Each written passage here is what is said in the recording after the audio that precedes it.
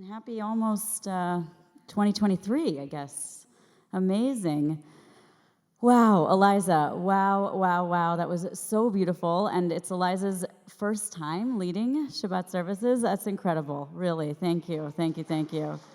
Yeah, incredible to witness you grow as an intern, and what a true pleasure. Amazing. And Larry, I mean, Old Lang Syne in Yiddish, I've just, it's amazing. Thank you for bringing so much joy to my heart. Thank you. And it's so nice to close out 2022 with all of you. I'm really happy to be here. And we're at Parshat Vayigash, which is possibly one of the most compelling parshiot in the Torah.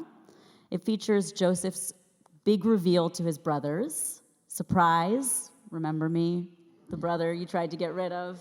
I'm here, I've been here all along, I'm the big shot in Egypt. I've been here this whole time. It also features his beautiful vulnerability, him weeping in front of his brothers. I think there's a beautiful quote in the beginning, the very front page of your program that speaks of all the brothers weeping and reuniting with each other. His forgiveness of his brothers, their remorse for their wrongdoing, and also the reunification of Jacob, his father, with Joseph. But it's Jacob I want to focus on here tonight.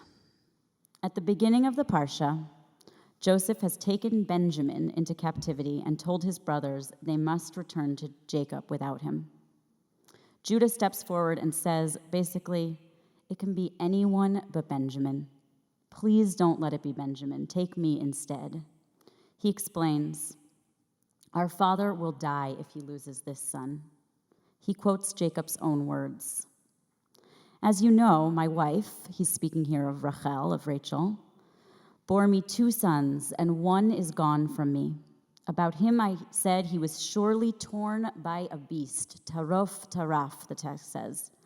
Surely torn by a beast. And if you take this one, Benjamin, from me too, you will send me down to the deepest depths of despondency.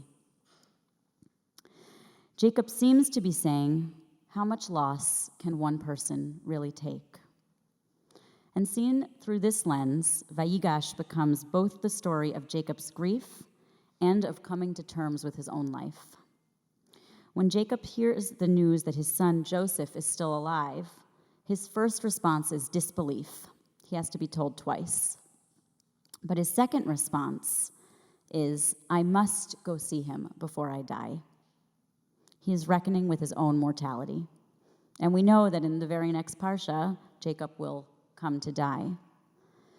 When Jacob gets to Egypt, Joseph presents his father to Pharaoh, and Pharaoh asks him, how many are the years of your life? Now, it could be a simple question, how old are you? But listen to how Yaakov answers. Listen to his words.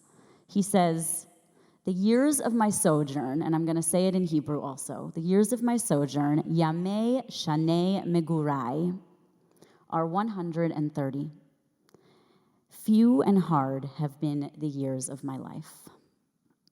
The years of my sojourn, Yamei Megurai, are 130. Few and hard have been the years of my life.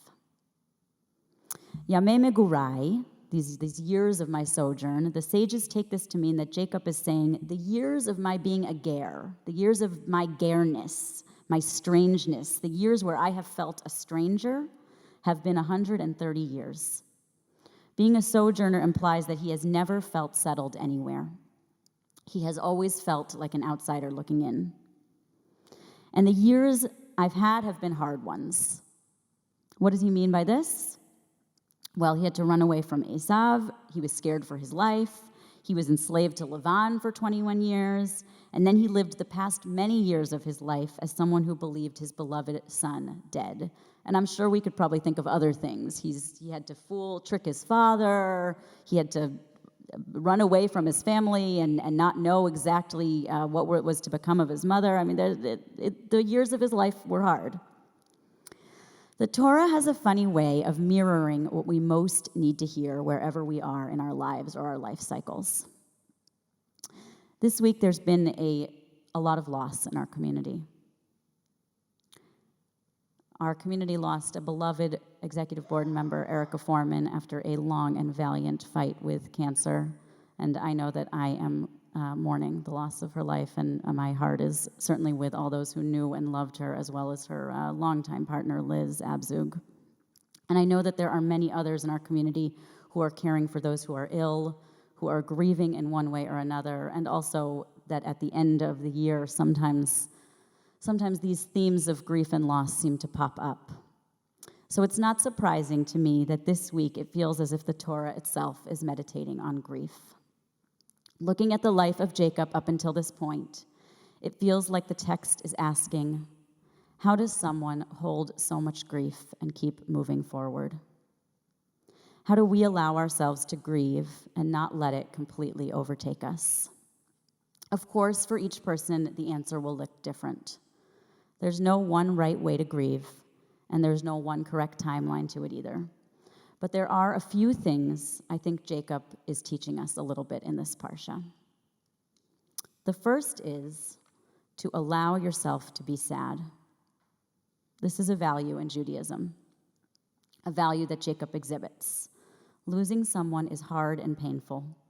We heard what Jacob said in the beginning of the parsha about losing Joseph. He said, Tarof taraf, the description of Joseph being torn apart by a beast. He describes the feeling of loss as something being torn from him or torn apart inside him. He describes himself as someone whose head is down in despondency all these many years later. The Torah does not tell us to move on right away from our loss. Allowing ourselves sadness is an important part of the process. The second is a little more complicated, so stay with me for just a minute here. It has to do with Jacob describing himself as a ger, as a stranger, someone who never felt that he fit. The Degel Machane Ephraim, a Hasidic commentator who is the grandson of the Baal Shem Tov, connects Jacob's description of himself as a ger, as a stranger, with Psalm 119, verse 19, which says, I am only a sojourner in this land. I am a ger in this land. Do not hide your commandments from me. This is the psalmist crying out to God. I am a sojourner in this land. Do not hide your commandments from me. The Degel says, it is a known feature of this world that one who is a ger does not have anyone to be close to and to draw near to and to tell about all that happened to him and what is in his heart, since he does not have a friend. But when he sees a fellow ger, a fellow person who walks through the world wondering where they fit, then each can tell the other all that has happened and all that is in their hearts. This beautiful insight on what it means to be a ger, what it means to be a seeker in this world, is true in grief as well.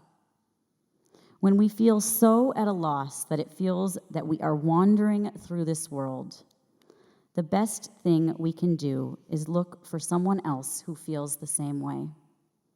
Someone who is walking through grief with us, and then, as the Degel says, each one can tell the other everything that is in their heart.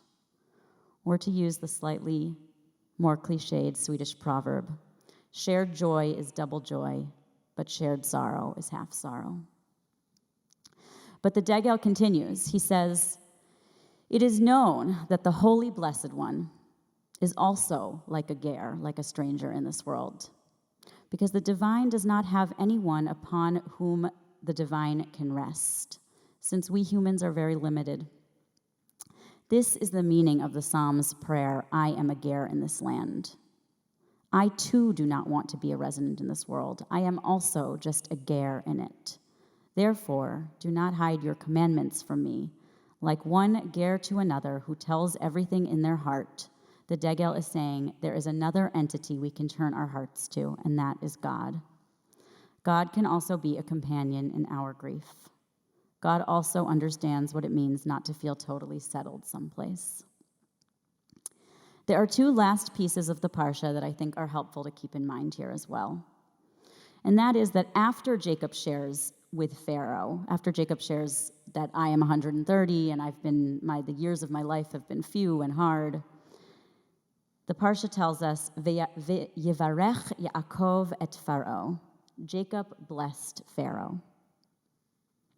And then Jacob and his sons settle in Goshen, their region of Egypt. And the Parsha ends by saying, they were fertile and they increased greatly, paru uravu. Which is to say that even in the midst of his grief and in the midst of his seeking and wandering, Jacob continued to keep alive a small amount of hope in the future, something to build towards. He kept moving, he kept seeking, he kept looking forward, even in small movements, small steps, small gestures. But it was enough. He built a whole universe from that place. And also that even amidst a life of hardship and struggle, Jacob never forgot that he was capable of offering blessings. And so too with us, we will allow ourselves to grieve and to be sad. We will seek each other's love and company. And we will not allow ourselves to forget that within each of us, we contain enormous capacity for great hope and great blessing. Shabbat Shalom.